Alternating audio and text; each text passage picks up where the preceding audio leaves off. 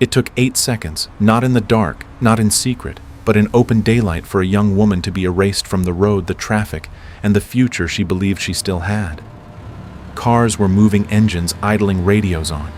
Then 2 pickup trucks slid into position with the precision of a rehearsed maneuver. Doors were forced open. Hands reached in. And just like that, Karen Alejandra Salinas Rodriguez was gone.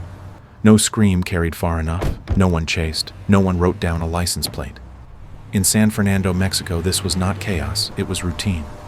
This town sits about 85 miles south of the Texas border, close enough to feel familiar to Americans. We regret to inform you that your application has been denied. The appeal process is closed.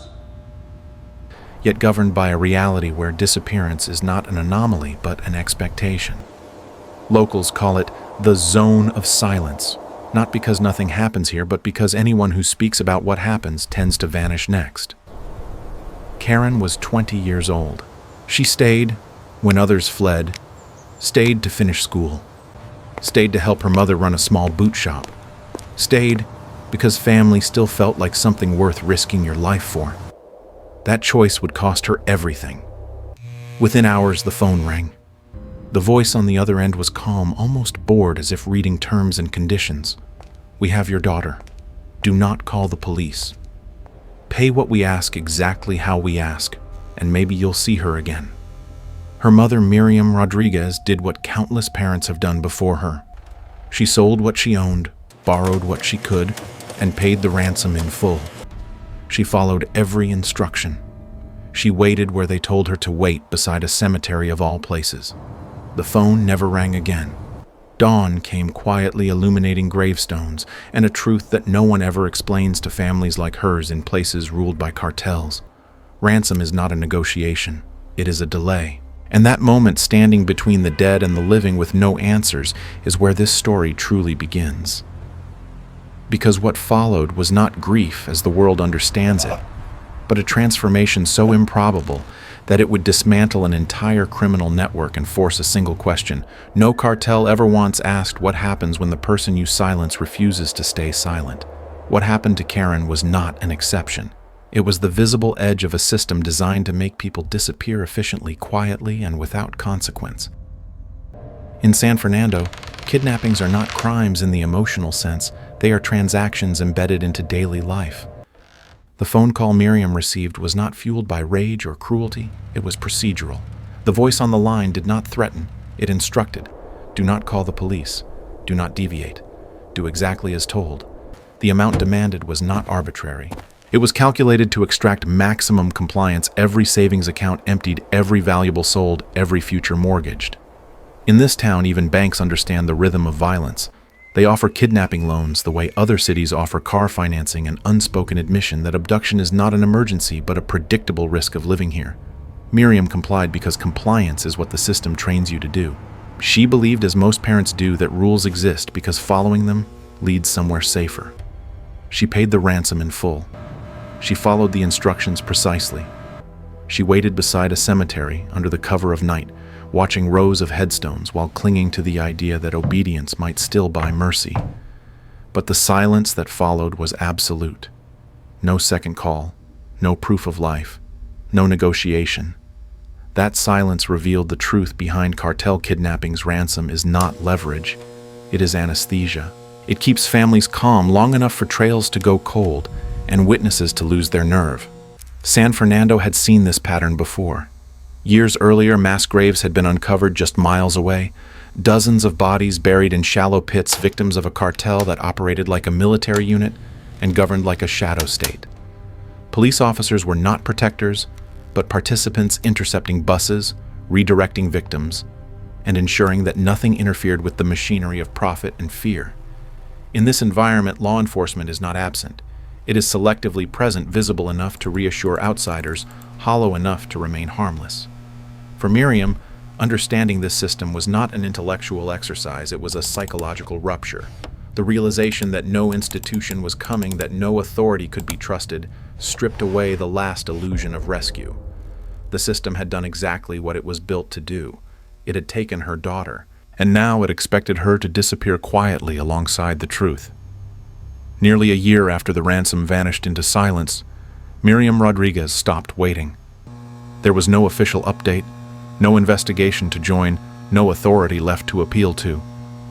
What remained were rumors carefully whispered, never repeated, twice passed between neighbors who spoke with their eyes instead of their mouths. One of those whispers led her to an abandoned ranch on the outskirts of San Fernando, a place no one claimed and no one protected.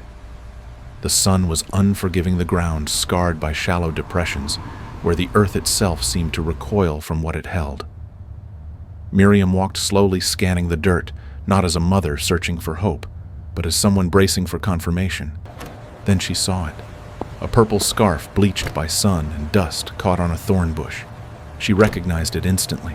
She had bought it for Karen at a market years earlier, a small, ordinary gift from a life that still believed in ordinary futures. In that moment, hope did not fade, it collapsed.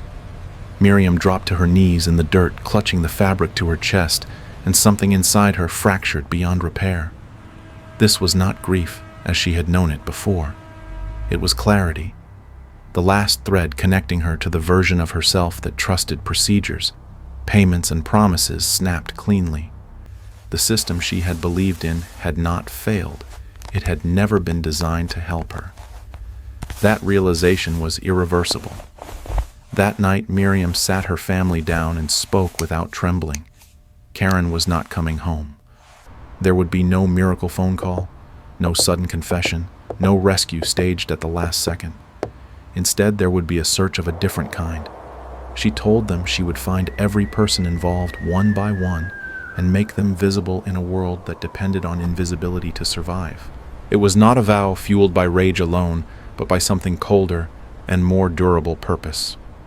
The grieving mother was gone. In her place stood someone who no longer asked for justice, only directions. Miriam Rodriguez did not begin her hunt with weapons, allies, or authority. She began with something far more dangerous in a cartel-controlled town: invisibility. At 56 years old, with weathered hands and a grandmother's posture, she did not look like a threat. That miscalculation would become her greatest advantage. In the weeks after finding Karen's scarf, Miriam remade herself with intention. She cut her hair short, dyed it a striking red, and studied her reflection each morning, practicing expressions, tones, and postures until grief no longer betrayed her. She understood instinctively what intelligence agencies formalize. People reveal the most when they feel safe, bored, or superior. Her first target was a name overheard through static months earlier: Sama. No last name, no address, just a fragment. Miriam turned to the tools available to anyone with patience: social media profiles, tagged photos, comment threads, and the unguarded digital footprints people leave behind. She cross-referenced faces, locations, and associations late into the night, slowly assembling a picture the way cartels never expect, without force, without urgency, without noise. When she identified a likely match working at an ice cream shop 2 hours away, she didn't rush. She waited. Day after day, she parked across the street with binoculars and a thermos, observing routines, companions, and patterns. When she finally moved, she did not confront. She knocked. Disguised as a public health worker with an old but convincing identification card, Miriam walked the neighborhood under the scorching sun, asking harmless questions about vaccinations and fevers. Neighbors talked. They always did. Within hours, she had Sama's full name, his habits, the car that picked him up late at night, and the quiet house where he slept. It was intelligence gathered not through intimidation, but through patience and human nature. This became her method. She posed as a census taker, an election volunteer, a church helper. She volunteered, listened, and remembered. Each disguise lowered defenses. Each conversation filled another gap. Where cartel power relied on fear and speed, Miriam relied on time and attention. Slowly, she mapped an entire network: drivers, safe houses, relatives, and routines that law enforcement had either missed or ignored. When she finally brought her findings to federal authorities, they were stunned. This was not guesswork or desperation. It was actionable intelligence. Arrests followed, then more. With each name crossed off her list, the scope of her operation grew, and so did the risk. Miriam was no longer searching in secret. She was dismantling a machine piece by piece, and machines do not break quietly. As the cartel began to notice men disappearing, a new and dangerous truth emerged. The hunt was no longer one-sided. By the time the arrests reached double digits, something fundamental shifted in San Fernando's underworld. Men who once moved openly began to change routines. Phones went silent. Safe houses emptied overnight. In cantinas and back rooms, the same questions surfaced in whispers. Who is doing this? Cartels are built to absorb losses, but they are not built to tolerate humiliation. This was not a rival crew using guns and threats. This was worse. Someone invisible was dismantling their network, methodically exposing names meant to remain buried. Fear, the cartel's most reliable currency, was changing direction. Miriam understood the significance immediately. Every arrest brought her closer to justice, but it also pulled a spotlight toward her. In a system governed by retaliation, success is not protection, it is provocation.